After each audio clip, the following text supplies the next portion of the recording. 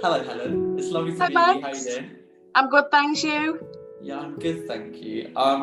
Before we get kind of into the depths of the chat and talk about all fun stuff, I'd love to kind of actually hear more about you. So if you could introduce yourself and just so we can know more about the wonderful Helen. Oh, thank you very much. I'm Helen. I'm a therapist here at Cerebral. I've worked as a therapist for about over 15 years now. I absolutely love the work that I do. I'm passionate about it. I'm passionate about speaking about mental health, reducing the stigma. Although there's a lot of stuff in the last, certainly since I've been working in the field, where it's been more talked about. There is unfortunately still a stigma around mental health, and not everybody's comfortable in talking about their own mental health or expressing concerns about other people. So yeah, it's something I'm really passionate about. So I was happy to get involved in this today. That's amazing. That's so cool. So how long have you been working in the mental health sector then? Over 15 years, yeah, thereabouts 15 years as a therapist. I Cool. So started. what was it that got you started in what made you think this is what I want to do, this is what I want to speak about? What, because I can sense the passion behind you, and I'm like, I want to kind of know more about why that's there, why that fire's there.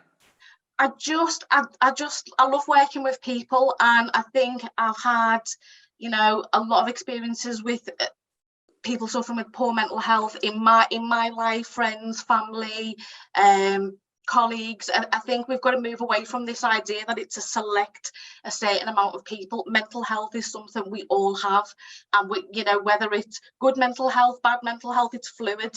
And I think we need to move away from this idea of only a small amount of people suffer from poor mental health. There's adverts saying 1 in 4 people every year. We all have mental health. It's a daily thing, and it's a fluid thing. So I think we need to kind of normalise it a bit more.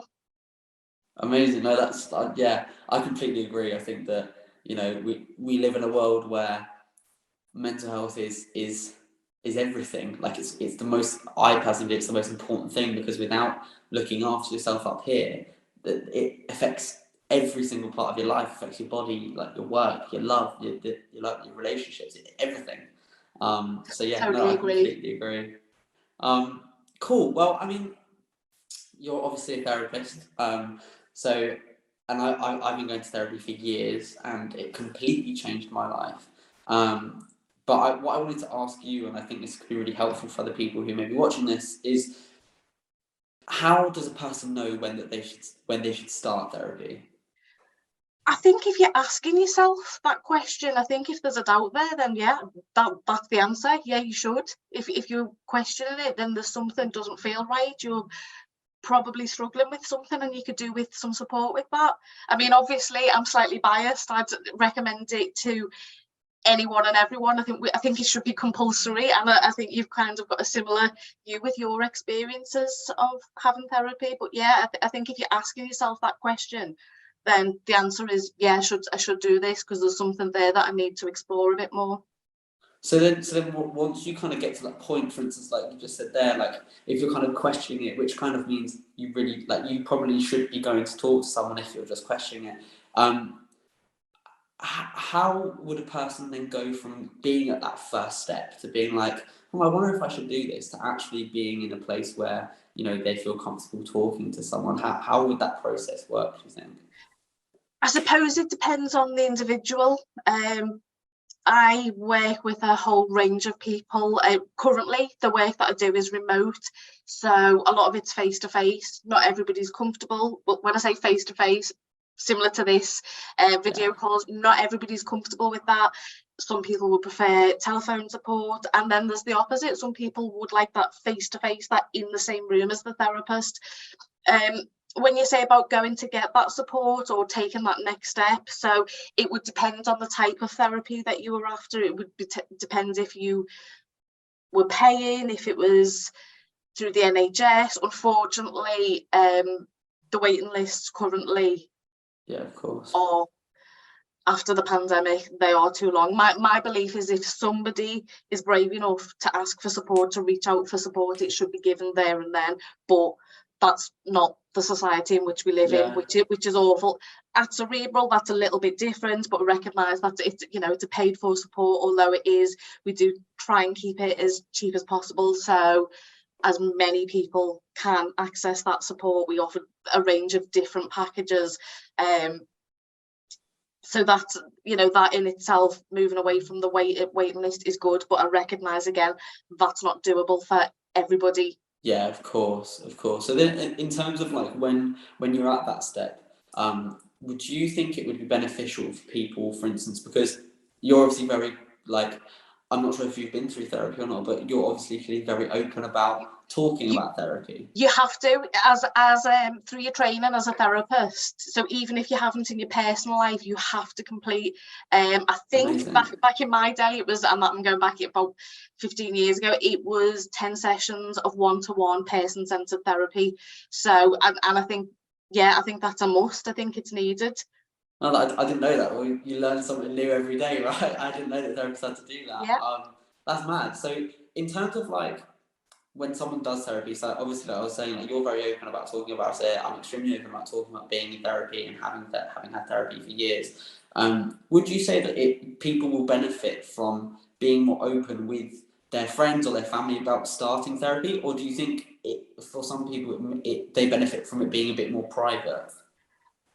It's a really difficult one, that, because I think for me, that would depend on the friends and family around them. So, you know, we were talking again about the stigma. It would depend on lots of things, and without generalising, unfortunately, older male groups, there is still that stigma around therapy. I think men in their 40s, 50s plus, it's very different to my experience of working with younger males in their 20s and 30s who will or can, not everybody, again, I'm generalising, you know, will speak openly to their friends about it. So I suppose it's weighing that up. If it's helpful for some people, it's just, that's not possible.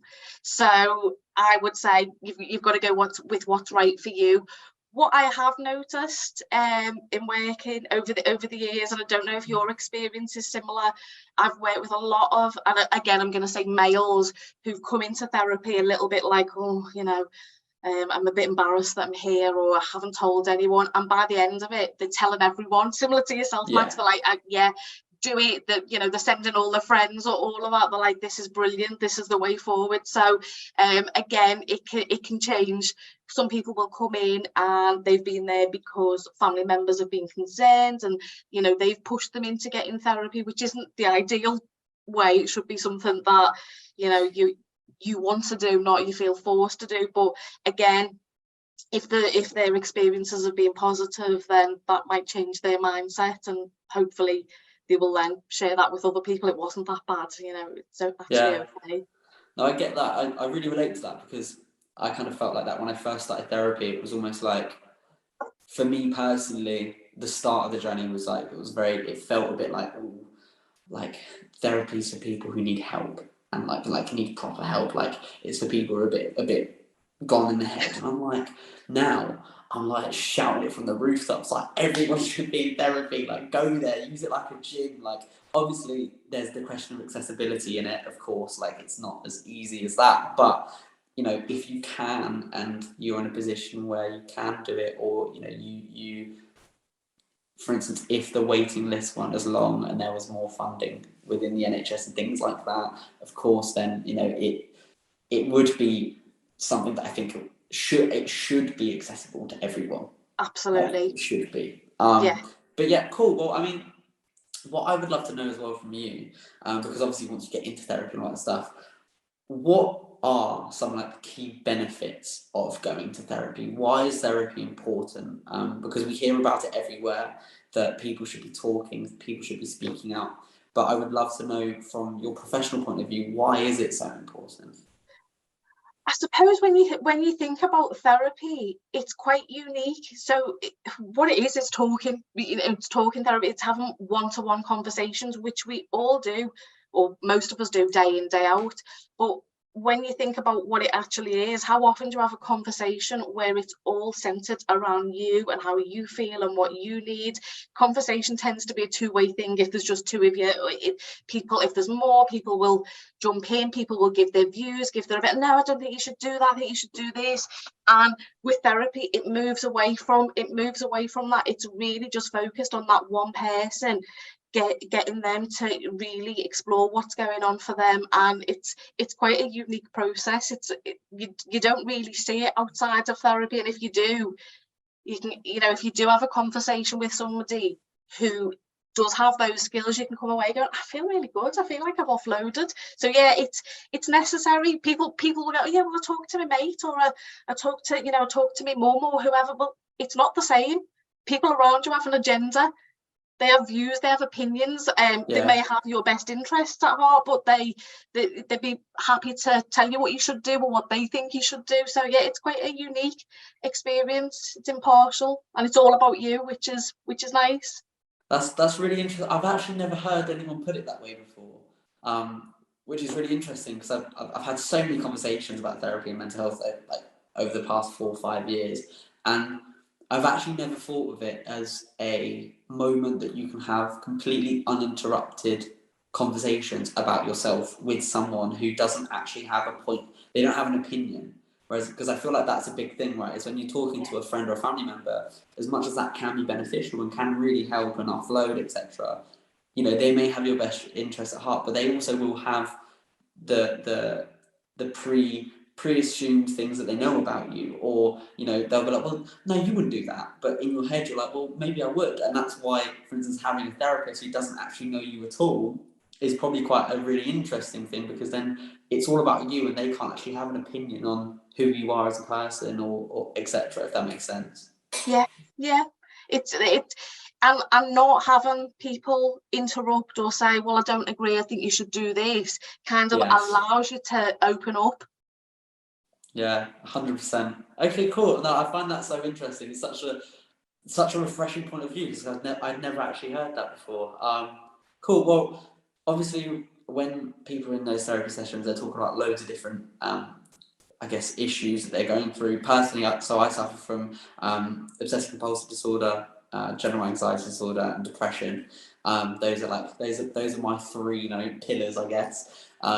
With loads of little branches on there, of course, as we all know how it works. But I've obviously suffered from anxiety severely in my life, and I would love to talk basically more about that. And one thing that I find really interesting is people get help at different stages, and they go to therapy at different when they're really bad, or actually when they're just feeling a bit anxious, etc. But what I would love to hear from you is when does anxiety become a problem? For me, anxiety we need anxiety to, in small amounts. It's what keeps us safe. It's what stops us from, stepping out into traffic. But it becomes a problem when it starts impacting on your day-to-day life, where it stops you from doing things, where it takes over.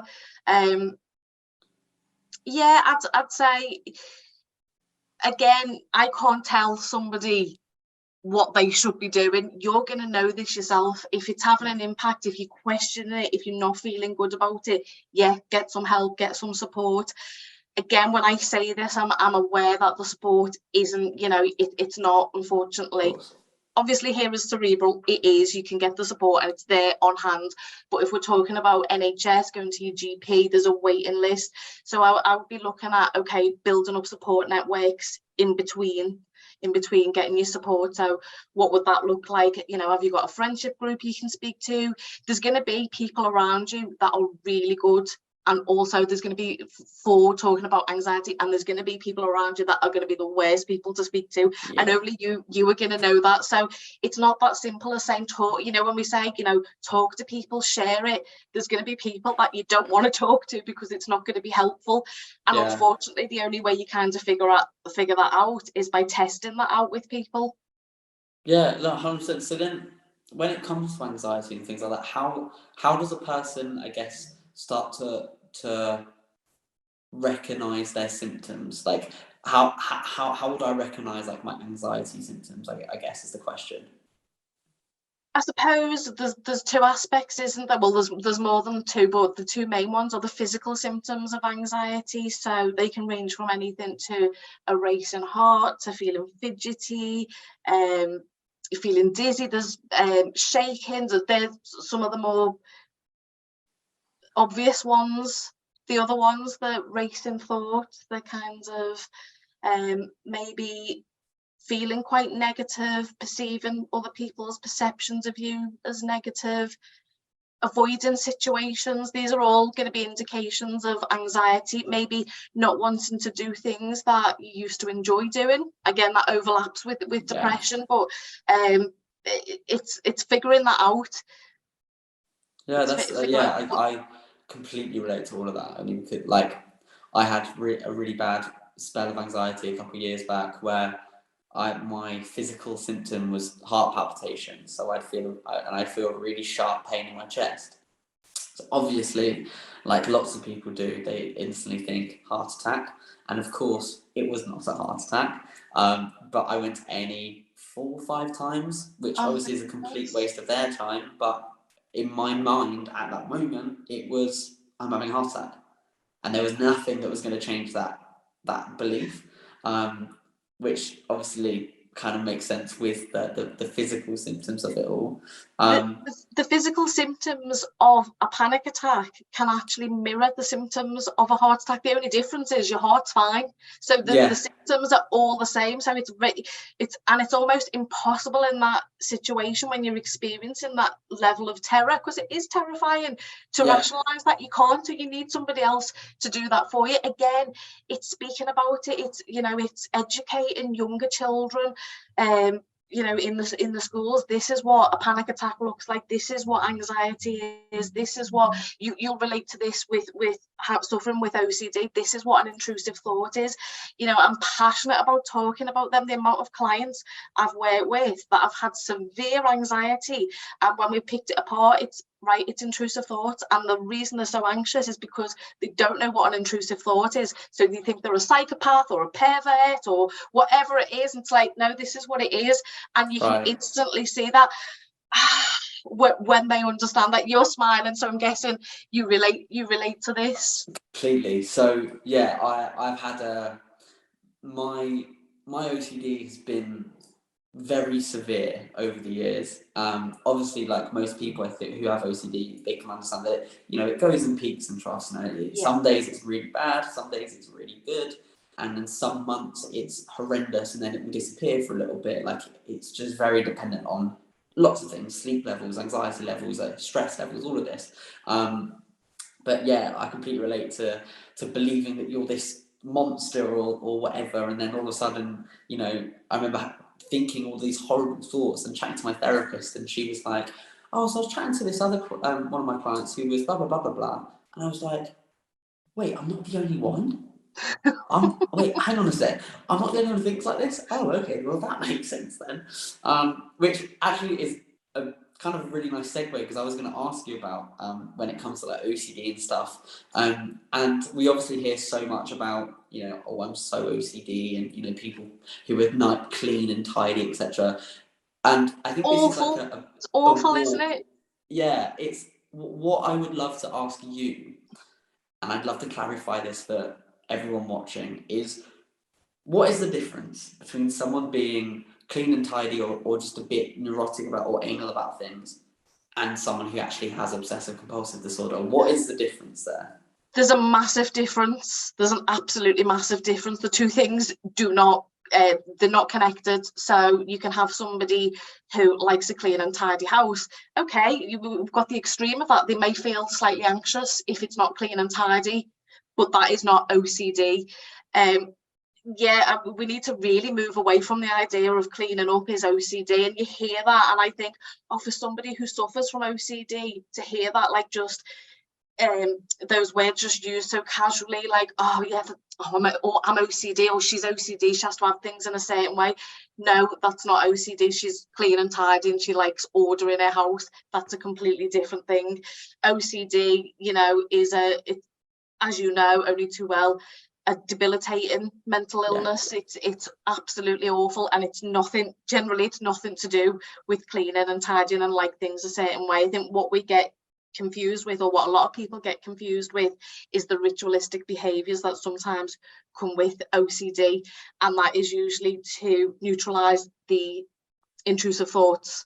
I don't know if you relate to that. So it's a completely separate thing. Somebody being clean and tidy does not have OCD, and yet when I hear it, I think, oh, how harmful for somebody who's listening to that, who maybe does suffer with OCD and is hearing that. Yeah, it's interesting you say that, because I used to get, I don't get as angry, because before I feel like I've just heard it so much now, but when I was going through a really bad OCD patch, I'd hear someone be like, oh, I have to have it this certain way because I'm so OCD. It would make my blood boil, because I'd be like, you have no idea what I go through every single day, or what people with OCD have to deal with, and the thoughts and the rituals and the constant debilitating, panic, because you think you are this almost monster, and have this voice inside your head constantly hitting you down, and someone compares it to liking their shoes straight or clean, and you're like, man, like, you have no idea. If only it was that, Exactly, you'd take that any day of the week, wouldn't you? Over having OCD. If it was just about being a little bit neat and tidy, that would be great. But it's 100%. not. So yeah, again, it's when I hear these things, I kind of, where appropriate, I'll challenge that. I'll kind of say, oh, do you mean OCD? Do you mean Yeah. Because that's not OCD. That's just being clean and tidy. Yeah. So for instance, for someone with OCD, and this is what I'd love to get these little nuggets of gold from people like you, who are just obviously extremely experienced in this world, and have probably spoken to thousands of people with OCD. What advice would you give to someone experiencing, for instance, let's say, like, pretty negative or intrusive thoughts, and experiencing those kind of, that part of OCD? What advice would you give to them? I think with OCD, my view is it is a chronic mental health condition, and it does need specific support. So I would, if you've not had that, I would certainly recommend that disorder specific treatment for OCD. I think it's essential to get the right support, and then it's dipping back into that when you need to. I can't think of the books off the top of my head, but there's a couple of books that are really, really good, quite full on, quite intense, but in helping manage that. But the thought, I suppose it's normalising the thought. Most people, although some people will argue with this, my view is we all have intrusive thoughts. That doesn't mean we all have OCD. I've experienced intrusive thoughts. I do experience intrusive thoughts when I have them, because I know what they are. What my first reaction to that will be is, oh, where's that come from? I must be quite stressed. Okay, unfortunately, with OCD, that isn't your first reaction to the thought. So that there lies the difference. So it is about making sure you've got proper support around you for when, as you said, you'll have weeks where it'll be okay, and then something will happen, and it's when that happens, what have you got in place, what you'll go to. It's building that up. What works for me, who's helpful to speak to, who are the people that sounds awful, who are the people I need to avoid when I'm feeling like this, who are the people that go, oh yeah, my OCD is terrible at the moment, I've had to clean the kitchen before I came out. So it's looking at all those things. Again, normalizing intrusive thoughts. They are just thoughts. They don't mean anything about the person. I know it's a really, really emotive subject, and it's really difficult, especially somebody who's experienced, who suffers with OCD. I always would say to a client who's really struggling with that idea of, well, I'm having these thoughts, so it must mean something about me.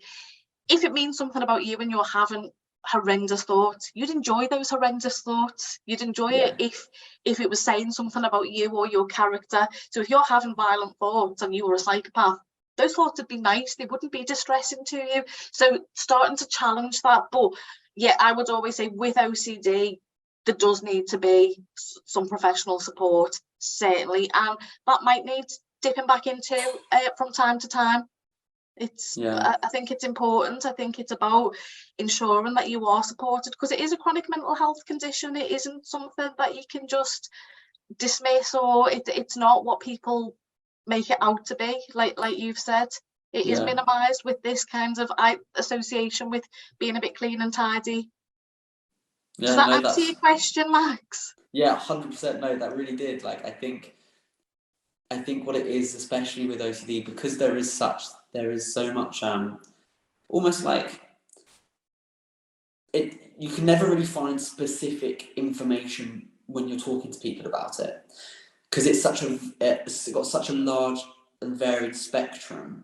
It's quite difficult then to, someone's experience with OCD will be completely different to mine, and I think that's what makes it then difficult for people to understand, because someone who has, for instance, a almost like a germaphobe part of OCD where they do clean, but it is obsessive, like, and it's debilitating for them. Could be completely different to someone who only experiences pure OCD, where it's literally just their intrusive thoughts. So there's so many variations to it, which is obviously makes it difficult to then talk about. Which I understand why there is a almost like a window for people to go, oh, I'm so OCD, because people don't really understand what OCD is, and that's why it's so important to talk about it, and for people to talk about it online, or to their friends or to their family, just to almost spread the awareness about what it actually is. Yeah, I totally agree. Yeah. Totally agree. And my belief is that it's a lot more common than we'd be led to believe, because Yes. the unpleasant, because of the intrusive thoughts and what comes with them. A lot of people don't feel able to speak about it and keep that to themselves. Yeah. Yeah, it's it's an absolutely horrible thing. Again, it's something I feel really passionate about. We need to change this. We absolutely Yeah. do. People are suffering unnecessarily. There's help out there. There's things that can be done. And yeah, and again, there's the flip side of that sometimes, and I don't know if you relate to this, there's sometimes when you speak about your OCD, possibly to the wrong people, that can trigger, Yeah. that can take you down a, oh no, I've said this and that, so it's about ensuring you have the right support and you have a good Yeah. little team around you, people that you can speak to. And also, being able to say to people, I can't talk about that. It's not, I'm not going to go there today, or don't ask me because that's where I'm at today. Being okay with that yourself, and knowing your own boundaries with it, what's helpful for you and what isn't. And I'm sure you'll Yeah. have No. people around you who think, I'm not going to go and see such and such today because they're the worst person. And you might love them, they might be great in different 100%. circumstances, but it's about working that out for yourself and knowing that. Yeah, because it is funny. Like, I've experienced exactly that. Where I remember I kind of said, I mentioned my intrusive thoughts to someone once, and their face was like, and I was like, okay, like, that's made me feel really bad, because all of a sudden it's like they think that I am actually that thing that I'm saying I am, and I'm like, no, I'm not a violent person. I've just sometimes had these thoughts that kind of come into my head, blah blah blah. I don't want to, and all of a sudden I'm trying to over justify everything, and I slip back into the, wait, but they think I am that. Maybe I am that. And then it's like back at square one straight away, because then you're like, oh my God, this person thinks I am that. And that can happen in a split second, can't Yeah, it? So you can go from absolutely. being okay to there in a split second. So yeah, it's important, isn't it, to, again, like, talking about intrusive thoughts, what they are, and that in fact, actually, they tend to attack your value system. So they tend to be the worst thing that you can think of. Yeah. So they don't say anything about you, although when you get a response like that, that's gonna have an impact, isn't it? Oh my God, this person does think that. My view is that person has the luxury of not having to understand what an intrusive thought is. How lucky is That's that so friend of true. yours? So true. Yeah. Cool. Well, I mean, on a slightly lighter note, then I want to drift away from the OCD part of things. And obviously, people come into therapy with, generally, I would say, quite what I would call almost like categories of trying to think of a way to say this. Categories of issues. So, for instance, someone might come in and feel quite depressed. Someone might come in and feel quite anxious. They might come in and kind of talk about OCD and stuff. But how much do people actually talk about almost like real life situational things? So, for instance, like heartbreak and relationships and things like that. Does that often come up in conversation? Yeah, quite a lot. It does. And sometimes you will have a client and they might come and they might say, I'm here because of these symptoms, and then the symptoms, so it might be I'm really anxious, I'm really low in mood, and then in exploring that it'll be, I've just separated from a partner, or so all the time. Yeah, absolutely, all the time. And actually there could be poor mental health dating back for however many years, and it's this catalyst that's brought them to therapy, and then it gets unpicked. But yes, there's so many different reasons why people might come to therapy, and what I will say is, in my experience, what somebody presents with isn't always the issue.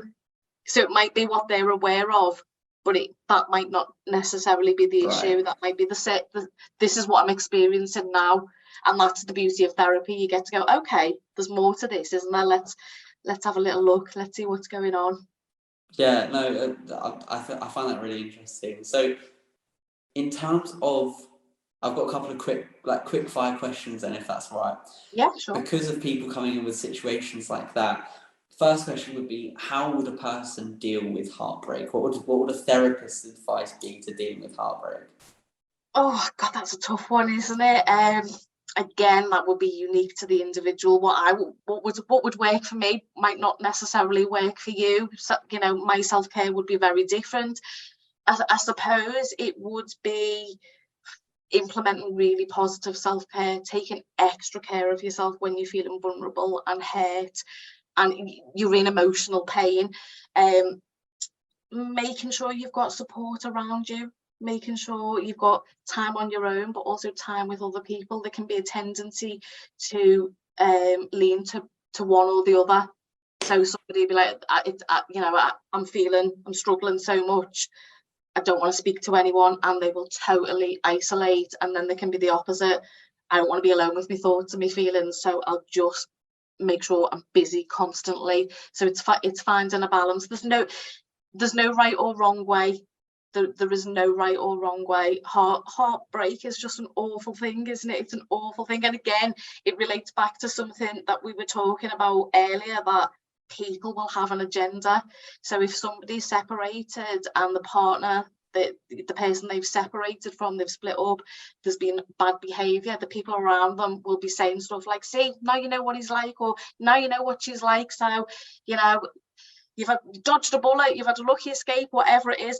These things come from a good place. They are massively unhelpful when somebody is still in love with this person who's behaved badly and their little heart is broken. So the people around them are saying these things, trying to be supportive, but generally what that leads to is them becoming more and more isolated and not speaking, because it's that thing of they shut down again.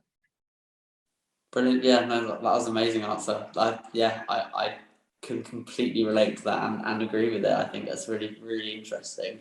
And then in terms of when it comes to, for instance, things like sexuality and things, have you seen along your career, have you seen sexuality or kind of like people questioning their gender or things like that affect their mental health as well?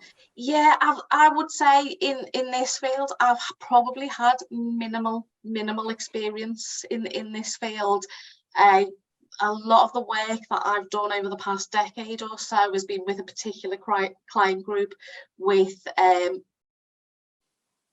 gambling addiction is one I specialised in. Right. So yeah, not an awful lot, but I know that that's something that will probably change, and it's something that I feel like I need to educate myself on a little bit more. I feel like I need to understand some of the terminologies that are unfamiliar to me.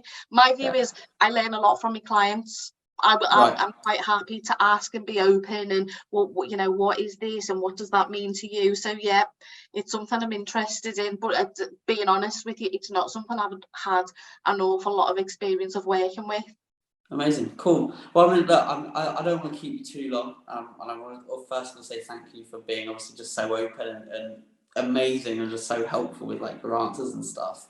I would love to kind of, I know at the start I kind of asked you, I guess, a similar question, which was why is therapy important? But after having this chat and stuff, I would love to hear, you know, just a very short summary as to why you deep down in your heart believe that speaking out, getting therapy, getting help is crucial to helping your own mental health.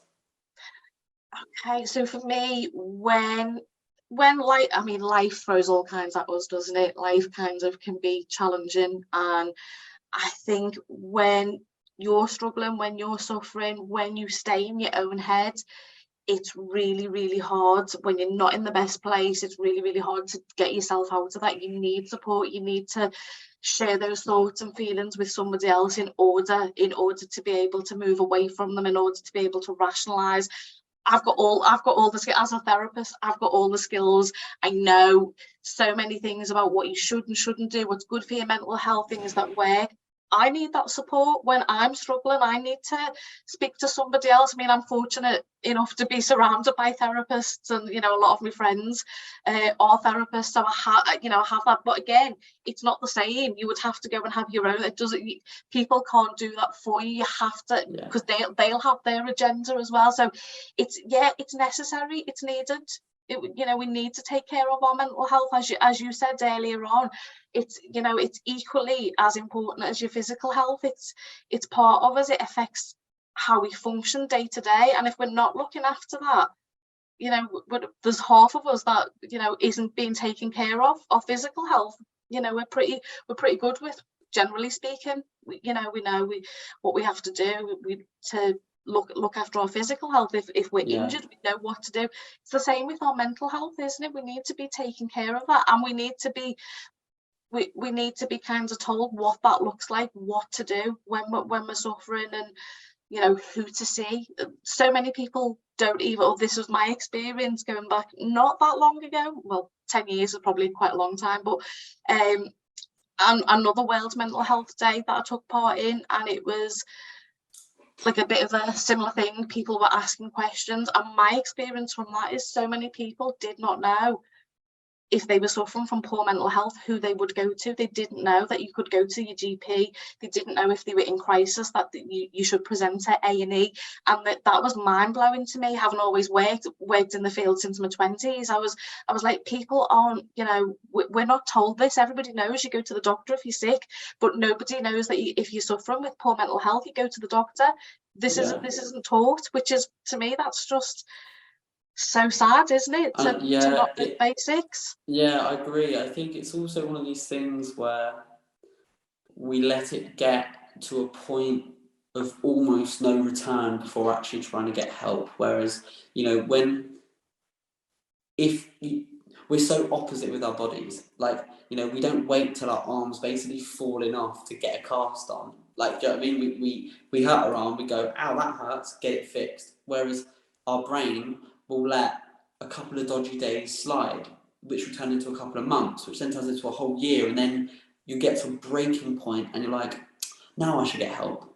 And so much of it is preventable just by actually, one, being educated more about mental health and about, keeping yourself healthy, whether it's physically, keeping yourself healthy mentally as well as physically, but just being more aware of what is actually going on in here, instead of just thinking about this is the most important. Well, I would personally suggest that this is less important than what's in here, because this runs everything. Absolutely. They're both pretty important. We need them both, but there is a tendency to focus on the physical. Yeah, how are you? Yeah, I'm okay. How are you mentally? How's your mood?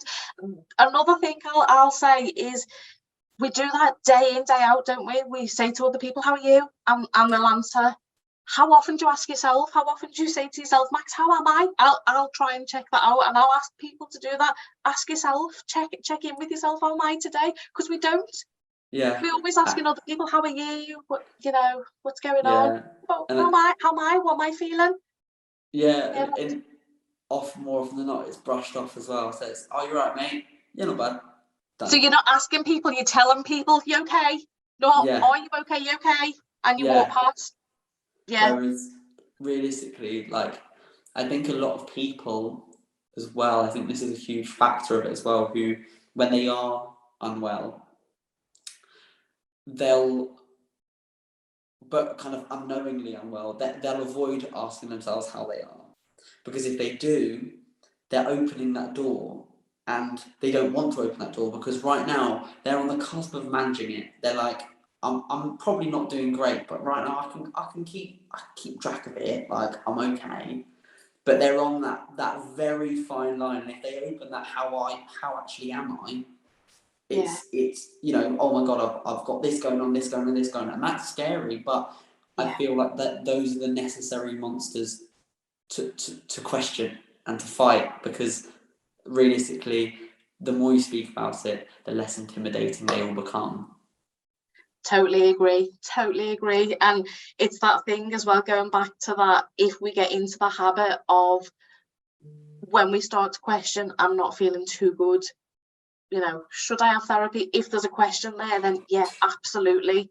And hopefully that will prevent it getting to the extreme. But unfortunately, we're not there yet, are we, in society, No, we're with the, not. the accessibility and everything else?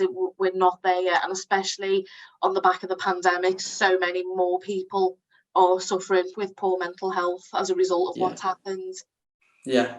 Well, honestly, Helen, thank you so much for chatting to me today. I really appreciate this. And yeah, I mean, and I also want to thank you for doing incredible work and helping hundreds and hundreds of people. I think every therapist and doctor and whoever works within the mental health industry or just in the health industry itself needs to be bowed down to, because when we're sick, we go to those people, and we're a lot of people look for angels and guardian angels, things like that. But the people who are those, that's their doctors, their therapists, they're people who are helping people, and you are one of them. So thank you, honestly, so much for the work that you do. I think it's incredible. Do you know what, Max? It's a privilege. It's a privilege to work with people who are brave enough to share what's going on with them with me. It really is, and that's something that I've never lost. That, like, kind of, I feel honoured to do the work that I do. Brilliant. Helen, you're an absolute legend. Thank you so much. And yeah, cheers. Oh, it's lovely to meet you, Max. Have a Lovely to great meet you day. too. See you later. Take care. Bye.